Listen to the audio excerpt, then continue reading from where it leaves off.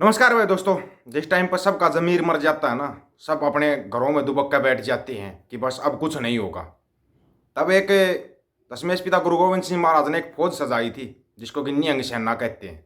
निहंग, जो कि किसी से नहीं डरते, सिर्फ एक अकाल पुरख का हुक्म मानते हैं और उनका ज़मीर हमेशा जिंदा रहता है। असली निहंग सिंह होते हैं ना, उनका ज़मीर हमेशा जिंदा रहता है। फिर वो उस काम को करते हैं जिस काम को साधारण आदमी या कोई सोच भी नहीं सकता, उस काम को अंजाम देते हैं वो।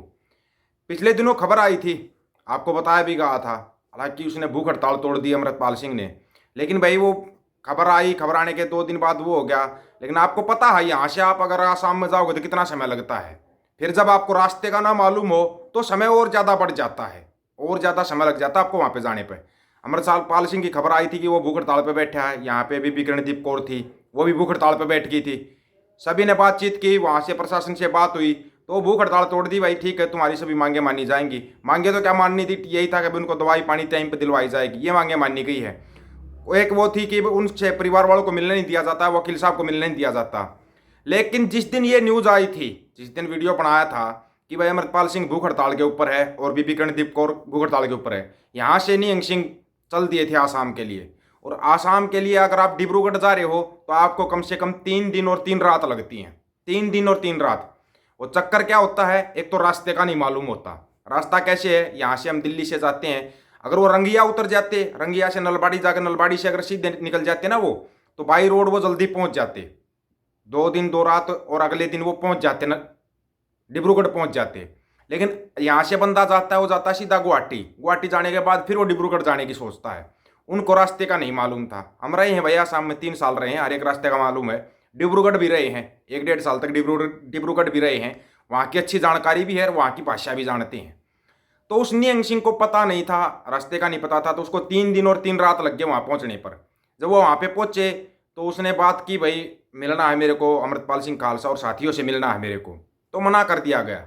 लेकिन आपको पता है ना, ये गुरु की लाडली फौज है। अगर कोई कदम उठा लिया ना, फिर वापस नहीं हटते। ये याद रखना। अगर कदम उठा लिया तो उठा लिया। वहाँ पे हंगामा होना लाजमी था। भाई हंगामा तो होगा। अगर आप इतनी दूर जाते हो, यहाँ से 3 दिन 3 रात लगा के किसी के पास जाते हो और फिर वो मना कर देता है, फिर क्या होता है, फिर हंगामा ही होता है। और खास करके जब सामने हो गुरु की लाडली फौज, तो वो तो भाई फिर अपना काम करेगी और वो अपना काम करके ही उल्टे हटते हैं। ऐसे बगैर काम किए वो कभी उल्टे नहीं हटते कि काम किया और उल्टे हट गए। ना ना ना, वो काम को पूरा अंजाम देकर तब उल्टे हटते हैं। और इस चीज़ को हमने खुद ने आजमा रखा है। एक बार एक बहन को मदद की जरूरत पड़ी थी पंजाब के अंदर ही, उसको मना कर दिया गया था। सरपंच प्रेशर डाल रहा था, पुलिस वाले शिकायत दर्ज नहीं कर रहे थे। तब मैंने भी बाबा बूढ़े दल वाले हैं उनके पास फ़ोन किया था, उसी समय पर तुरंत पहुंच गए थे अपने घोड़े लेके, उसी समय पे। निहंग सेना जो प्यार देती है ना, अगर आप उनसे बिल्कुल प्यार से बात करोगे, प्यार से वो करोगे, इतना प्यार देंगे आपको, आपको ज़रूरत भी महसूस नहीं होगी किसी की भी आपको ज़रूरत महसूस नहीं है। इतना प्यार देते हैं वो। उस प्यार को आप है ना शब्दों में बयां कर सकते और ना ही किसी को दिखा सकते। तो निहंग सिंह मिले, फिर जेलर साहब से मिले, सबसे मिले। उन्होंने बता दिया, चाहे हमारे को मुख्यमंत्री से मिलना पड़े, हम अपने साथियों से मिल के ही जाएंगे।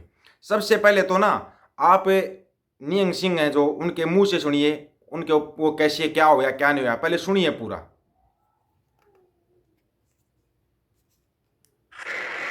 वाहिगुरु जी का खालसा, वाहिगुरु जी की फतेह।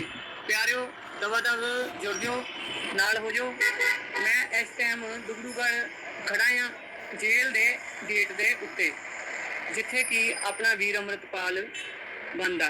ते बाकी अमृतपाल वीर ने भुख हड़ताल रखी सी, ते मैं फिर उदों ही तुर पिया सी पंजाब तो। ते मैनू 3 दिन ते 3 रातां लगियां ने जे ट्रेन ते आना होवे। ਤੇ ਇੱਥੇ ਆ ਕੇ ਮੈਂ ਪਤਾ ਕੀਤਾ, ਇੱਥੇ ਮਤਲਬ ਕਿ ਘੁੰਮ ਫਿਰ ਕੇ ਵੀ ਸਾਡਾ ਜਿਹੜਾ ਸਿੰਘ ਅੰਦਰ ਤੇ ਕੀ ਗੱਲਬਾਤ, ਉਹਦੀ ਕੀ ਹਾਲਤ ਆ। ਤੇ ਜਿਹੜੇ ਇੱਥੇ ਗੁਰਦੁਆਰਾ ਡਿਬਰੂਗੜ੍ਹ ਦੇ ਵਿੱਚ ਇੱਕੋ ਹੀ ਗੁਰਦੁਆਰਾ ਆ, ਗੁਰਦੁਆਰੇ ਦਾ ਜਿਹੜਾ ਬਾਬਾ ਮੇਨ, ਉਹਨੂੰ ਪੁੱਛਿਆ, ਉਹ ਕਹਿੰਦਾ ਮੈਂ ਜਦੋਂ ਉਹਦੇ ਅੰਮ੍ਰਿਤਪਾਲ ਦੀ ਫੈਮਿਲੀ ਜਦੋਂ ਆਈ ਸੀ, ਉਦੋਂ ਮੈਂ ਨਾਲ ਗਿਆ ਸੀਗਾ ਕੜਾਹ ਪ੍ਰਸ਼ਾਦ ਲੈ ਕੇ। ਤੇ ਅੰਮ੍ਰਿਤਪਾਲ ਬਹੁਤ ਜ਼ਿਆਦਾ ਕਮਜ਼ੋਰ ਹੋਇਆ ਆ। ਤੇ ਬਾਕੀ ਇੱਥੇ ਮੈਂ ਜਦੋਂ ਆਇਆ ਤਾਂ ਉਸ ਤੋਂ ਬਾਅਦ ਮੈਂ ਕਈ ਹੋਟਲਾਂ 'ਚ ਗਿਆ, ਤੇ ਪਤਾ ਨਹੀਂ ਪ੍ਰਸ਼ਾਸਨ ਨੇ ਕਿਹਾ ਹੋਇਆ ਜਾਂ ਕਿਸੇ ਨੇ ਕਿਹਾ ਆ, कमरा कोई नहीं मिलता पिया सीगा। मैं 10-12 होटलों से जाना। तो बाकी हुण मैं जेल के जोड़े बाहर, जेल के बाहर ही गेट जो लगे है, मैं उत्थे गया सी ते काफ़ी उत्थे सख्त पहरा सी। ते उन्होंने मैं कहा भी मैं सुपरडेंट को मिलना है। तो वो कहते काम क्या है, मैं कहा काम वो भी दसना है। ਤੇ ਇਸ ਕਰਕੇ ਸੁਪਰਡੈਂਟ ਨੂੰ ਮਿਲ ਕੇ ਕੱਲ੍ਹ ਨੂੰ ਤੇ ਉਹਨਾਂ ਗੱਲ ਕਰਾਂਗੇ ਵੀ ਸਾਡੇ ਜਿਹੜੇ ਵੀਰ ਅੰਦਰ ਬੰਦ ਨੇ ਉਹਨਾਂ ਨੂੰ ਤੁਸੀਂ ਤੰਬਾਕੂ ਜਰਦਾ ਪਾ ਕੇ ਦਿੰਦੇ ਪਏ ਹੋ, ਉਹਨਾਂ ਨੂੰ ਪਰੇਸ਼ਾਨ ਕਰਦੇ ਪਏ ਹੋ ਤੇ ਉਹਨਾਂ ਦੇ ਕੋਲੋਂ ਵੀ ਸਾਰੀ ਗੱਲਬਾਤ ਪੁੱਛੀ ਜਾਊਗੀ। ਬਾਕੀ ਫਿਰ ਕਾਰਵਾਈ ਜੋ ਵੀ ਹੋਊਗਾ ਫਿਰ ਕੀਤਾ ਜਾਊਗਾ। ਤੇ ਵਾਹਿਗੁਰੂ ਜੀ ਕਾ ਖਾਲਸਾ, ਵਾਹਿਗੁਰੂ ਜੀ ਕੀ ਫਤਿਹ। वाहिगुरु जी का खालसा, वाहिगुरु जी की फतेह। किसी और की फतेह भी नहीं बुलाते, किसी नेता की। उसकी जो असली नियंग सिंह होते हैं ना, वो सिर्फ अकाल पुरख का आदेश मानते हैं और अपनी गुरु फतेह बुलाते हैं। ये एक नियंग सिंह की निशानी होती है। ये वहाँ पे पहुँचे, अगर इनको रास्ते का पता होता तो 2 दिन 2 रात लगती और अगले तीसरे दिन ये पहुँच जाते। लेकिन 3 दिन 3 रात लगी और चौथे दिन वहाँ पे पहुँचे हैं। 4 दिन का समय वैसे ही लंघ गया। 4 दिन के अंदर वहाँ पे प्रशासन ने मांग भी मान ली और अमृतपाल की भूख हड़ताल भी टूटी।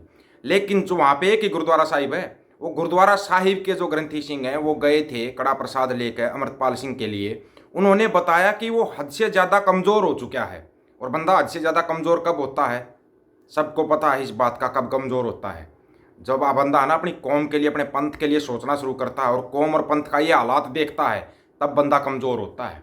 लेकिन कौम और पंथ अपनी धुन में लगे। 2024 का चुनाव है, क्या करना है, बस अपनी वोट मांगनी है, अपने नेता चुनने हैं, अपने नेताओं से अपना काम निकलवाना है। इस मानसिकता से बाहर निकलिए, इस मानसिकता से बाहर निकलिए। अगर आपको कुछ करना है तो ये मानसिकता आपकी कामयाब नहीं है।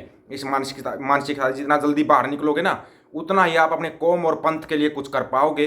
अन्यथा ना कौम और पंथ के जवान ऐसे ही शहीद होते रहेंगे, ऐसे जेलों में जाते रहेंगे और आप अपने नेताओं के पीछे पीछे घूमते रहना अपने नेताओं के पीछे पीछे। और नेता लास्ट में क्या करते हैं सबको पता है। अगर इतने अच्छे नेता होते, आपने जो चुना है भगवंत मान साहब को जो चुना है ना, अगर वो इतना अच्छा होता तो अभी तक वो पंजाब की जेल में होते, ना इतने तसद्दुत होते, ना इतनी दूर जाना पड़ता 3 दिन 3 रात लगाने के लिए। लेकिन ये सोची समझी प्लानिंग के तहत जो दिल्ली में बैठा बाणिया कर रहा है ना, इस प्लानिंग को अगर आपको काटना है तो 2024 का आपके सामने आ रहा है, उसमें आप कर सकते हो। सभी साथियों से राम राम, नमस्कार, आदाब, सत श्री अकाल। वीडियो को ज़्यादा से ज़्यादा शेयर, चैनल को सब्सक्राइब और बेल आइकन को जरूर दबाना दोस्तों। ऑफिशियल दीपक फौजी यूट्यूब चैनल। बात हक और सच की करेंगे, हक सच की बात हम करेंगे। वीडियो को ज़्यादा से ज़्यादा शेयर करने की जिम्मेवारी आप लोगों की है।